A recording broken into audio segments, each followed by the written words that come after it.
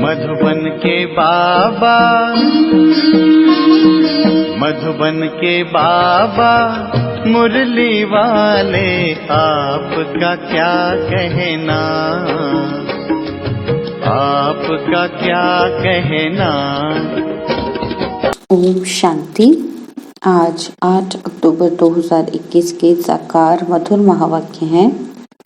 आज मीठे मीठे बाबा दादा बोले, मीठे बच्चे अब विदेही बनने का अभ्यास करो। अपनी इस विनाशी देह से प्यार निकाल, एक शिव बाबा को प्यार करो। बाबा ने कहा कि मीठे बच्चे अब विदेही बनने का अभ्यास करो। अपनी इस विनाशी देह से प्यार निकाल, एक शिव बाबा को प्यार करो। और बाबा आज हमसे प्रश्न पूछ रहे हैं कि इस बेहद की पुरानी दुनिया से जिन्हें वैराग्य आ चुका है, उनकी निशानी क्या होगी। कैसे पता चलेगा कि हम मन से इस पुरानी दुनिया को छोड़ चुके हैं। तो उत्तर में बाबा हमें कहते हैं कि वह इन आंखों से जो कुछ देखते हैं, वह देखते हुए भी जैसे नहीं देखेंगे। उनकी बुद्धि में यह होगा कि यह सब खत्म होना है, यह सब मरे पड़े हैं, हमको तो शांति धाम सुख धाम में जाना है। उनका ममत्व मिटता जाएगा। योग में रहकर किसी से बातें करेंगे तो उन्हें भी कशिश होगी, ज्ञान का नशा चढ़ा हुआ होगा। गीत है ओम नमः शिवाय। ओम शांति। बाप कहते हैं, मीठे बच्चे तुम शिव बाबा को जान गए हो। फिर यह गीत गाना तो जैसे भक्ति मार्ग का हो जाता है। भक्ति मार्ग वाले शिवाय नमः भी कहते हैं, माता पिता भी कहते हैं, परंतु जानते नहीं हैं।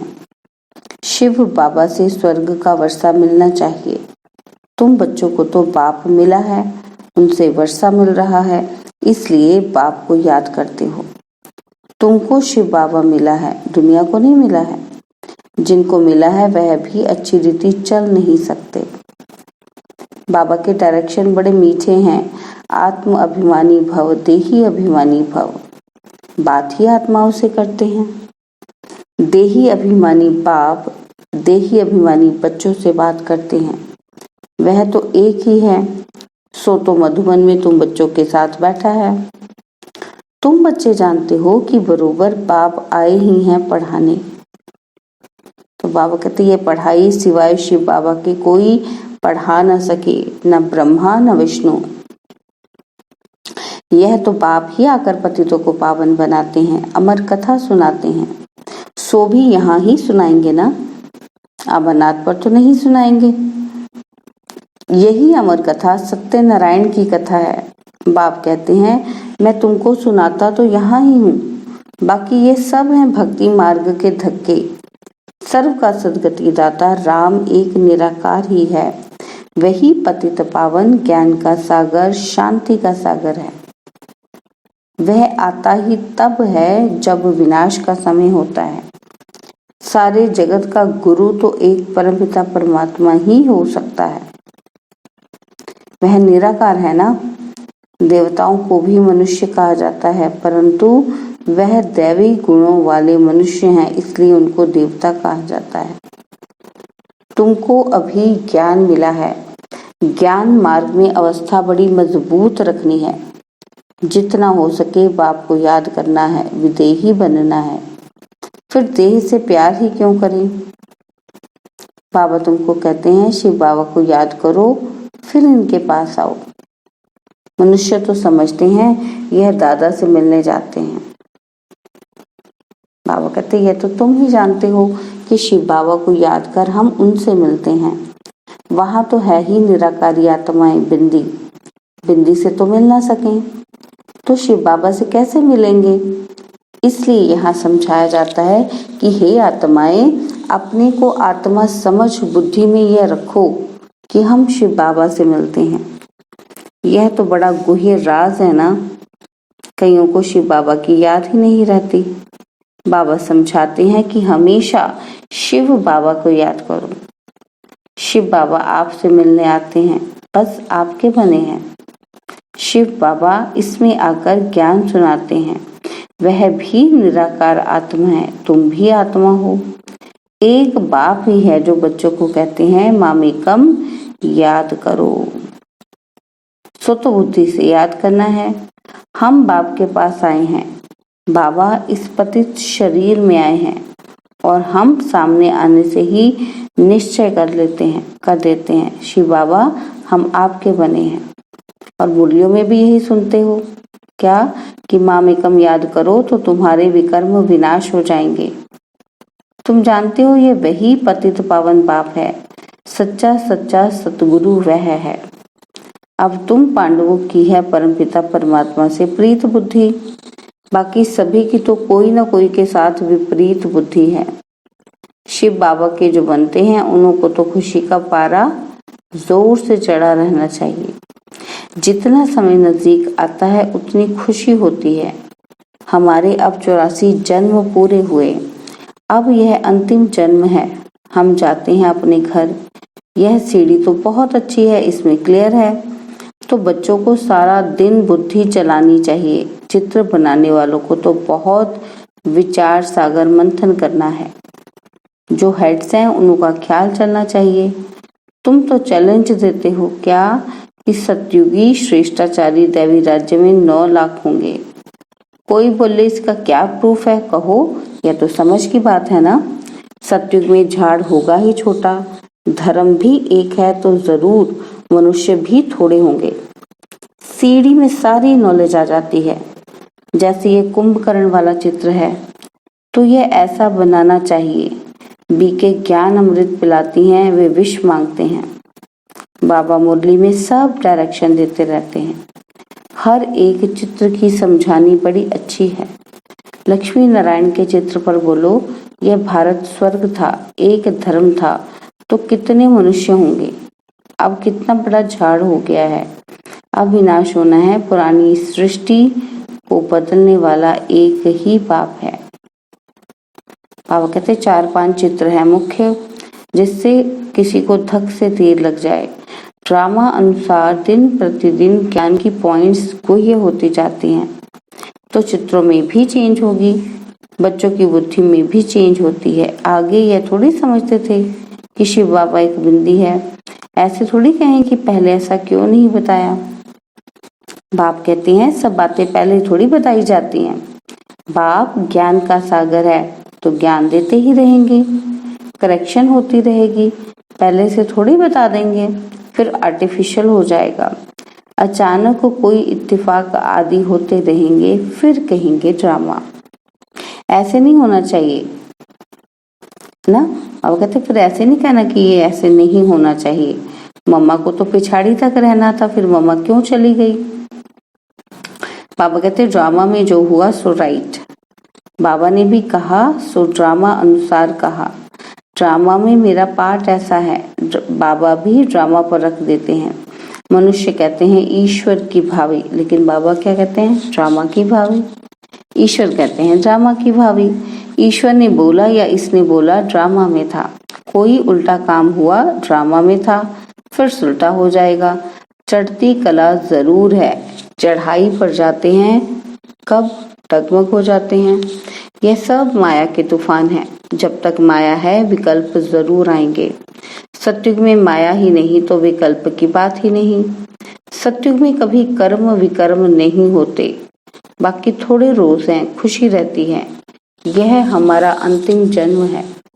अब अमरलोक में जाने के लिए शिव बाबा से अमर कथा सुनते हैं।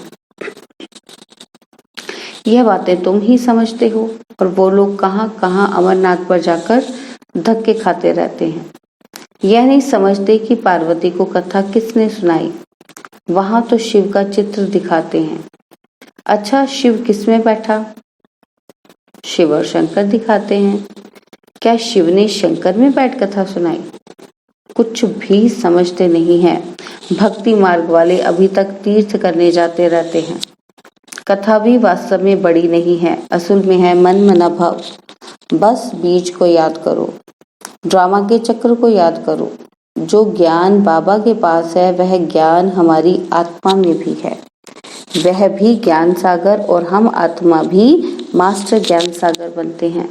नशा चढ़ना चाहिए ना। वह हम भाइयों को यानी कि आत्माओं को सुनाते हैं।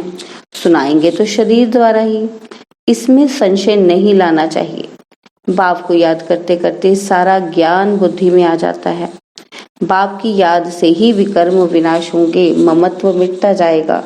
कोई का नाम मात्र प्यार होता है, हमारा भी ऐसा है। अभी तो हम जानते हैं, है ना, यही जानते हैं ना कि बाबा से हमारा प्यार है। बाबा कहते अभी तो हम जाते हैं सुख धाम। यह तो जैसे सब मरे बड़े हैं, इनसे दिल क्या लगानी है। शांति धाम में जाकर फिर सुख धाम में आकर राज्य करेंगे। इसको कहा जाता है पुरानी दुनिया से वैराग्य। बाप कहते हैं इन आंखों से जो कुछ देखते हो वह सब खत्म हो जाने का है। विनाश के बाद स्वर्ग को देखेंगे। अब तुम बच्चों को बहुत मीठा बनना चाहिए। योग में रह कोई बात करेंगे तो उनको बड़ी कशिश होगी कि यह ज्ञान ऐसा है जो बाकी सब भूल जाता है। अच्छा, मीठे मीठे सिकिलदे बच्चों प्रति माता पिता बाप दादा का याद प्यार और गुड मॉर्निंग। रूहानी बाप की रूहानी बच्चों को नमस्ते। हम रूहानी बच्चों की रूहानी बाप दादाजी को दिलवा जान सिकवा प्रेम से नमस्ते।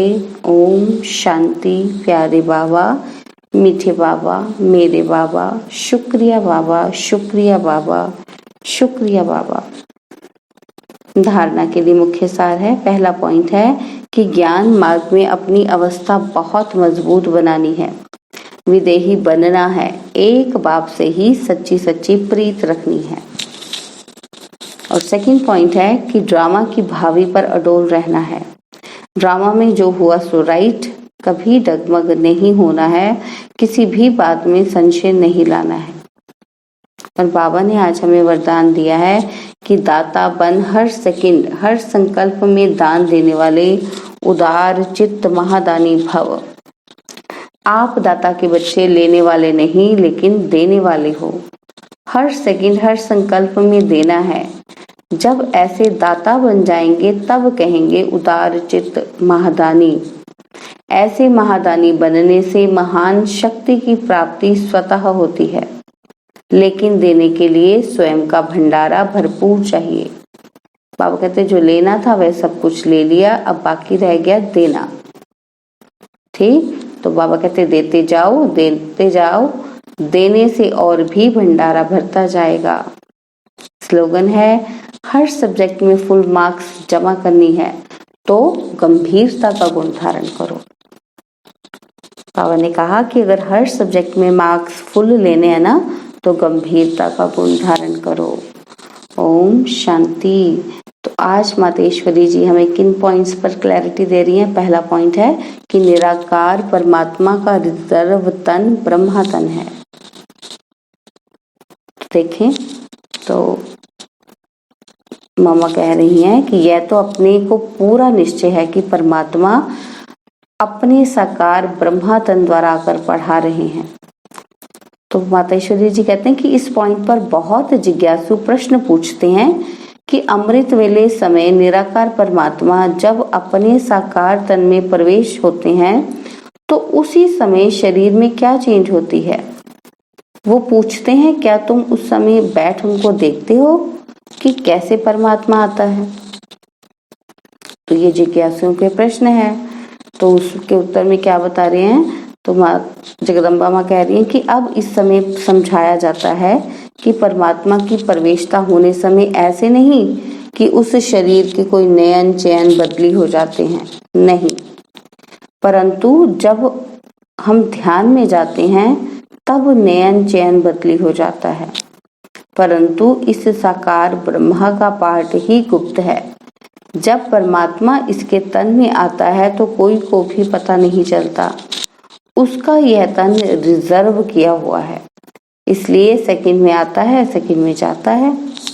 अब इस राज को समझना, बाकी ऐसे नहीं कि कोई पॉइंट समझ में ना आवे तो इस पढ़ाई या कोर्स को छोड़ देना है। पढ़ाई तो दिन प्रतिदिन गुह्य और क्लियर होती जाती है। सारा कोर्स एकदम तो नहीं पढ़ सकेंगे ना, वैसे आपको समझाया जाता है। और जो भी धर्म पिताएं आते हैं उनमें भी अपनी पवित्र आत्माएं आए अपना पाठ बजाती हैं। फिर उन आत्माओं को सुख दुख के खेल में आना है। वो वापस नहीं जाते, परंतु जब निराकार सुप्रीम सोल आते हैं तो वो दुख सुख से न्यारे हैं। वो तो सिर्फ अपना पार्ट बजाए फिर चले जाते हैं। तो इस पॉइंट को हमें बुद्धि से समझना है। और सेकंड पॉइंट बताया, क्लैरिटी दी है, आत्मा और परमात्मा में गुणों और ताकत का फर्क। आत्मा और परमात्मा का भेद या अंतर इस पर समझाया जाता है कि आत्मा और परमात्मा का रूप एक जैसा ज्योतिर्रूप है। आत्मा और परमात्मा का साइज एक ही रीति में है। बाकी आत्मा और परमात्मा में सिर्फ गुणों की ताकत का फर्क अवश्य है। अब यह जो इतने गुण हैं वे सारी महिमा परमात्मा की है। परमात्मा दुख सुख से न्यारा है, सर्वशक्तिवान है, सर्वगुण संपन्न है, 16 कला संपूर्ण है।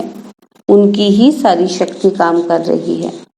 बाकी मनुष्य आत्मा की कोई शक्ति नहीं चल सकती, परमात्मा का ही पार्ट चलता है। भल परमात्मा पार्ट में भी आता है तो भी खुद न्यारा रहता है, लेकिन आत्मा पार्ट में आते ही पार्टधारी के रूप में आ जाती है। परमात्मा पार्ट में आते भी कर्म बंधन से न्यारा है। आत्मा पार्ट में आते भी कर्म बंधन के वश हो जाती है। यह है आत्मा और परमात्मा में अंतर, भेद। अच्छा, ओम शांति।